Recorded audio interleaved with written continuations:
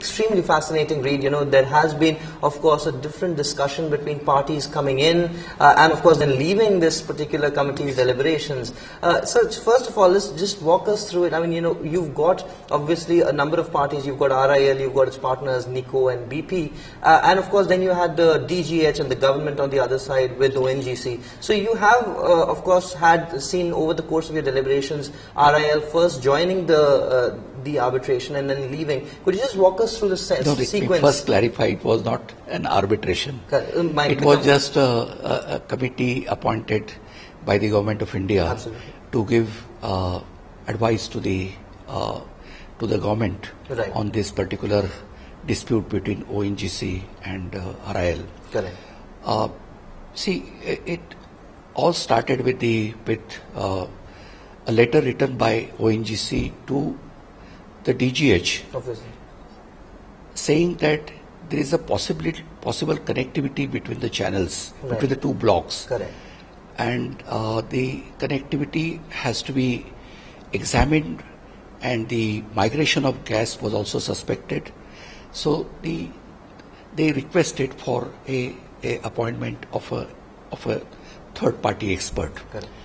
And finally, I mean, there were several. It appears that there were several meetings, and the parties also agreed for appointment of an independent expert. Correct. But abruptly, I mean, things changed, and ONGC went to the court, right. Saying that the government and DGH are lagging their feet behind and not correct, taking correct, any action. Right. And then the certain orders were passed by the High Court. In the meantime, DNM was appointed as the expert jointly by the parties. The entire process was to be supervised by the DGH, right. and all these meetings were to take in Texas. The certain milestones were decided, yeah. And finally the report came out. And after the report, the government constituted this one-man committee. Correct. And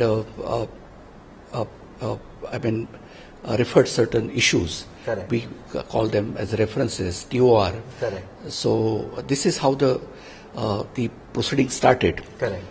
Now, when the committee issued notices right. to the parties, initially RIL and NICO right. Conveyed to the committee that they would not be joining the proceedings. Precisely. Because their rights would be prejudiced and they right. do not wish to participate. Then the BP, of course, was hesitating at that stage, and the BP decided to continue to participate in the committee's proceedings. And of course, the other stakeholders, the ONGC, DGH, correct. And the government, they participated in the proceedings. Right.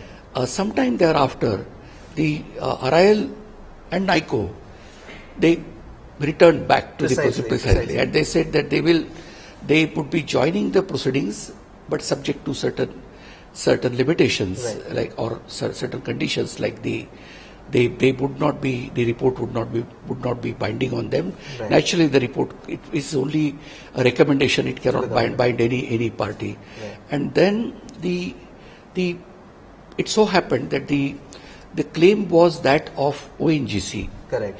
Against RIL, right. And NICO and of course BP. Right. But in the course of hearing, the DGH argued that really the government is entitled to restitution. Absolutely. And not ONGC, because ONGC has not produced the gas. Precisely. Therefore, it has no possessory or proprietary interest. Find us on Facebook at facebook.com/ETNow, and don't forget to click the like button. You can also follow us on Twitter at ETNowLive. To stay updated with all our programming, hit the subscribe button on our YouTube channel by logging on to youtube.com/user/ETNow.